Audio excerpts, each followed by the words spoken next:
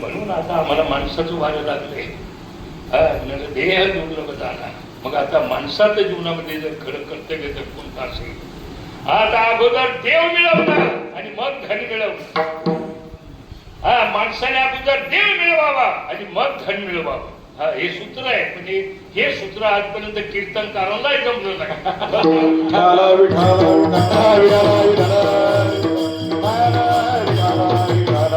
50 वर्षापर्यंत शरीर माणसाला स्वयंशक्ती प्रदान करतं.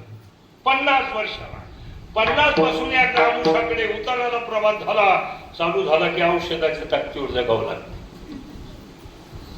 पडली पडली पडली पडली मी निवडणुकीत नाही होईल वाटत की आमच्या डोक्यात तेच कुंभू कुंभू बनले. गावली उठून बसवला, तोंडावर पाणी मारलं, पाणी प्यायला दिलं. काय झालं काय नाही म्हणजे चक्कर आली. चक्कर का आली म्हणला सकाळी गोळीच नाही घेतली. यांचा उतरला गाडी लागली ना औषधाच्या टाकीवर जगावं लागत करायला बरंच गावडग्याचं कामाला काय सांगा. देव मिळवण्याकरता मजबूत शरीराची गरज आहे. जवळ हे सकाळ सीता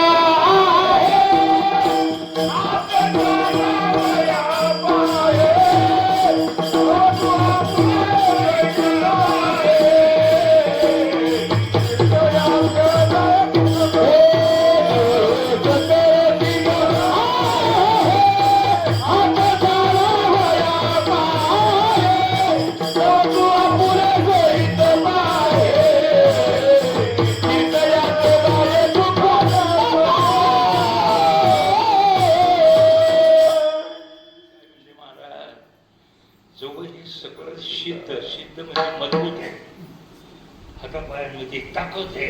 उड्या मारायची ताकद आहे, डोंगर चढायची ताकद आहे, दादागिरी करायची ताकद आहे. बाजूने तोपर्यंत तीर्थयात्रा करून घ्या.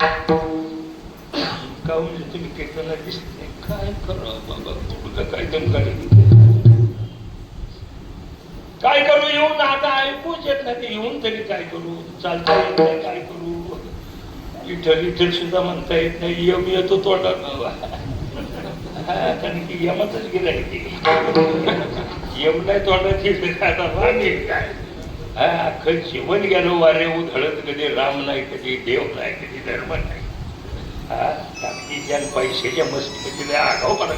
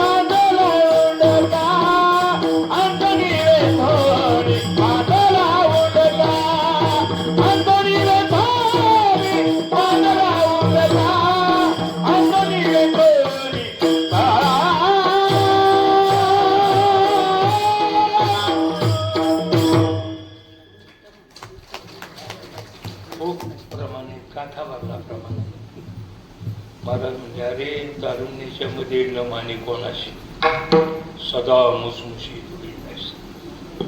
लक्षात ठेवा. देव मिळवण्याकरता मजबूत शरीराची गरज. पैसा मिळवण्याकरता शरीराची गरज नाही. शरीर जरी थकलं, जगामध्ये जी श्रीमंत माणसे ती बुद्धीने झालेली आहे. पैसा मिळवण्याकरता बुद्धीची गरज आहे आणि देव मिळवण्याकरता शरीराची गरज. अरे हा जीवात्मा ज्या वेळेला जगामध्ये जन्माला आला त्यावेळेला दोन प्रकारच्या प्रवृत्ती बरोबर घेऊन जन्माला आलेला आहे. एक विद्या आणि दुसरी अविद्या. या दोन प्रवृत्ती बरोबर घेऊन ज्या वेळेला हा जीवात्मा आला त्यावेळेला म्हणतात मग याच्या या दोन्ही प्रवृत्तीची अवस्था कशी असते. मग म्हणतात रिकाम्या तराजू सारखी. रिकामा तराजू का चालतो. रिकाम्या तराजूची दोन्ही पारडी सारखी असतात, खालीवर नसत्या. आणि खालीवर जर असतील तर तराजू दोष असं समजायचं, तराजू धड नाही. रिकाम्या तराजूची दोन्ही पारडी सारखी असतात अशी याच्या दोन्ही प्रवृत्तीची अवस्था असते. आणि मग म्हणतात की हळूच असं घडतं. कसं हळूच असं घडतं की रिकाम्या दोन्ही तराजूच्या एका पारड्यामध्ये भोग सुखाचं आकर्षण येऊन बसतं. या पुढे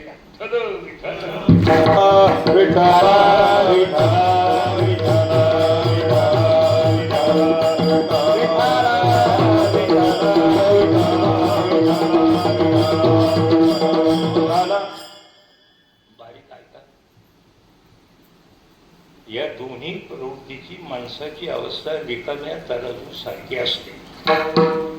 आणि मग हळूच असं घडतं. हळूच कसं रिकाम्याच्या एका तराजूच्या पारड्यामध्ये भोग सुखाचं आकर्षण येऊन बसतं आणि दुसऱ्या पारड्यामध्ये ईश्वराविषयी आकर्षण ढकललं.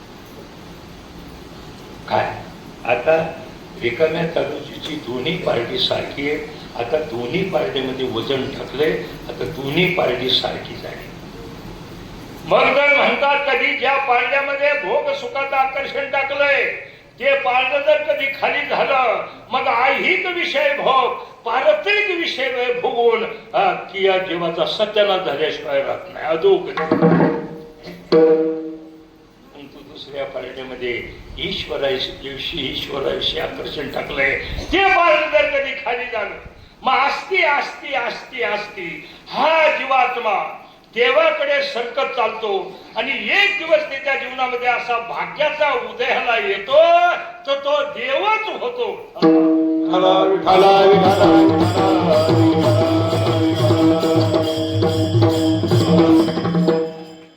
देवची होईन ते म्हणती नरदेह निदान लागले हाती उत्तम सार उत्तम गती देवाची होईल म्हणती ते होती तरी का चित्ती न बस असते असते.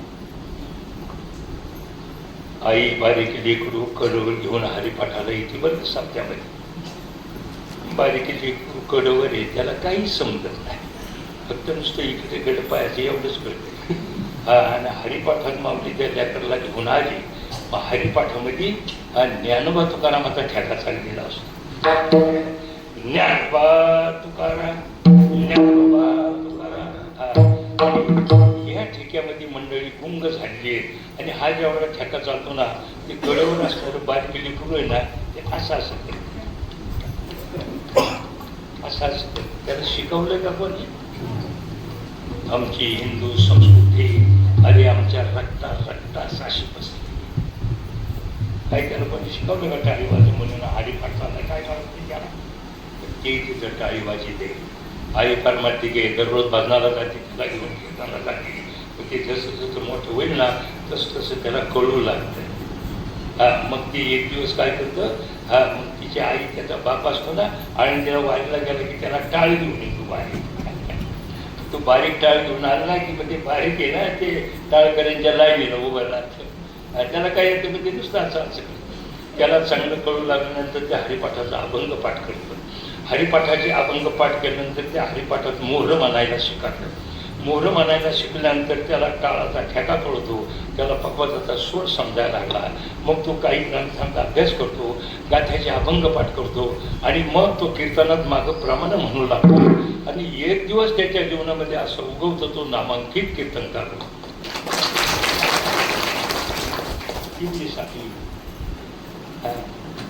असती असती असती असती देवाकडे सरकत चालतो.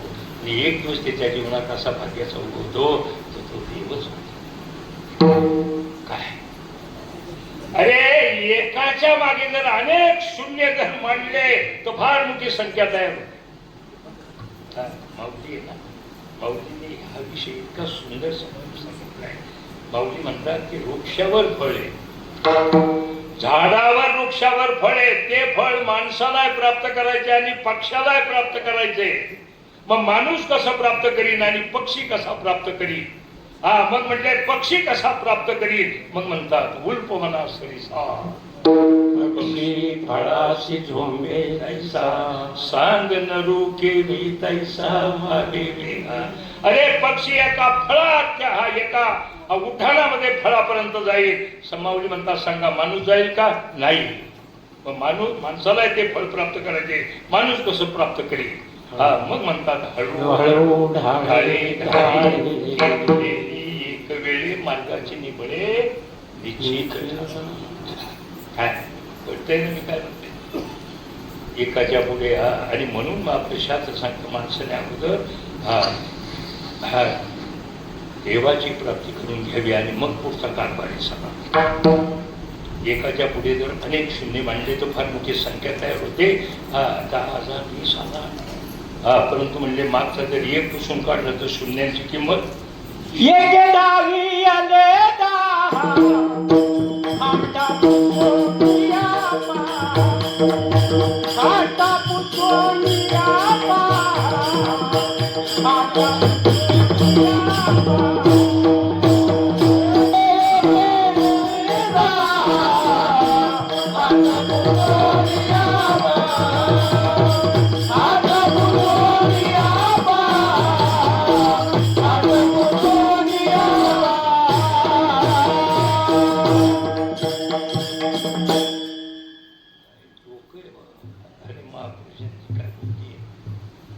जगातला कोणताच विषय सोडला नाही. प्रत्येक गोष्टीला प्रमाणे, प्रत्येक गोष्टीला प्रमाणे.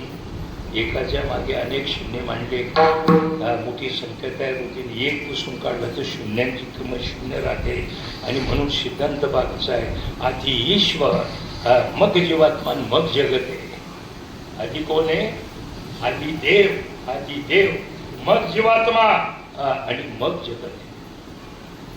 मग म्हटलं आता माणसाचं जर राज्य कर्तव्य जर कोणतं असेल, आधी देव मिळवणं आणि मग पैसा मिळव. आधी जर देव मिळवला आणि मग जर तुम्ही धन मिळवलं आणि मग या दुःखरूप संसारामध्ये जरी प्रवेश केला, तरी छातीला हात लावून सांगतात तुमची मनशांती कधी नष्ट होणार. जे परमात्मा त्यांना समाधान. मी रोजे तिथं बोलले सोडते अशी कीर्तनकारांना समाधान नाही. म्हणणार कीर्तनकारांचं तर फार भाषण झालं. आता कीर्तन करायची सुद्धा लाज वाटायला लागली.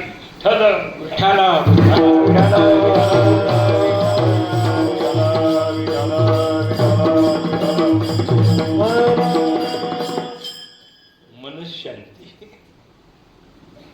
त्यालाच म्हणतात परमशांती, त्यालाच म्हणतात निजात्म पद. ततः पदम तत्परिमार्गितम यस्मिन् गता न निवर्तन्ति भूयाः तमेव चात्यम. काय त्या पदाची प्राप्ती. परमशांती, शांती वेगळी आणि परमशांती वेगळी, सिद्धी वेगळी आणि परमसिद्धी वेगळी. माणसाला जीवनामध्ये तात्पुरती मिळते ती फक्त शांती. शांती म्हणजे बाई नाही बरं का, नाही तो होईल बघा. तुम्हा आम्हाला काय मिळते? शांती मिळते फक्त, नाही परम शांती.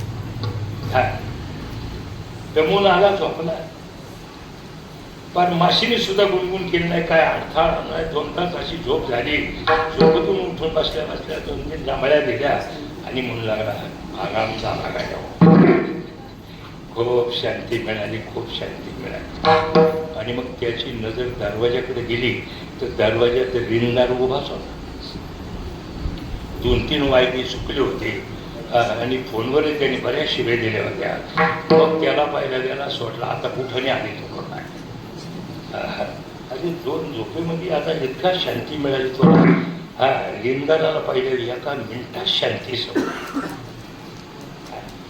केवळ शांती, पण ही परमशांती आहे. अरे आपण जगातून जाऊ, आपण परमशांतीला अजिबात धोका होणार नाही.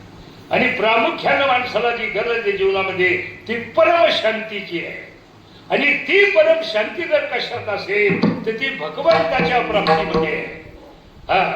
भगवंताच्या शरणागतीमध्ये आहे, भगवंताच्या आशीर्वादामध्ये आहे.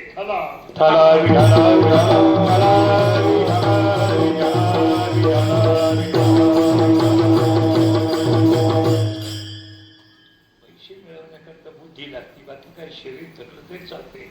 हे मोठमोठ्याने शेटे वाटे आहेत ना, ते काही ते पुढं काही मिळत नाही करते, ते खाटवत बसूनच जातं. पण तिथून उभं थांबणार, यावं बुद्धी काम करते.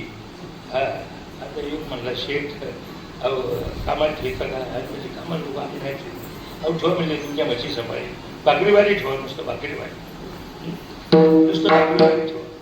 अरे म्हटलं अजिबात नाही तर होणं करता करता ठेवला भाकरीवाली ठेवला, पगार नाही काही. पहा म्हशी ज्या वेळा सांभाळू लागला त्यावेळेला दुसऱ्याचा माल झाला तर रोज म्हटलं तरी मोठ्या उन्हात माझी नुसकून दिला.